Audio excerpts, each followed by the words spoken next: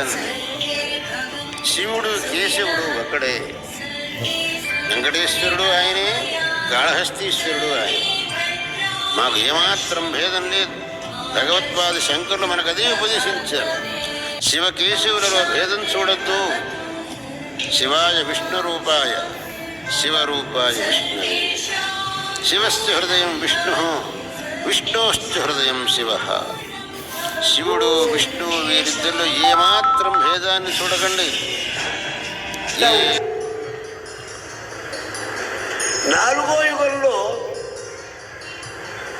అర్చామూర్తిగా పరమాత్మ వెంకటనాయకుడిగా అవతరించారు. అది భోగస్వరూపం. ఇక యోగమూర్తిగా శ్రీదత్తాత్రేయ గురుమూర్తి, ఇది అవధూత స్వరూపం.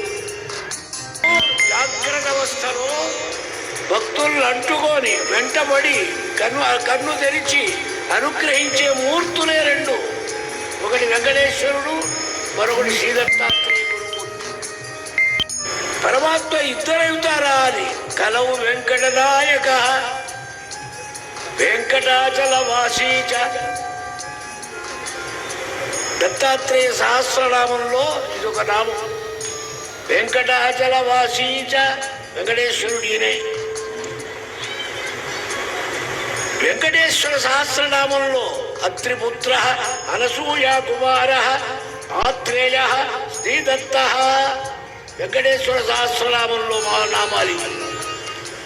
ఈయనే ఆయన, ఆయనే ఈయన. యోగమూర్తిగా భోగమూర్తిగా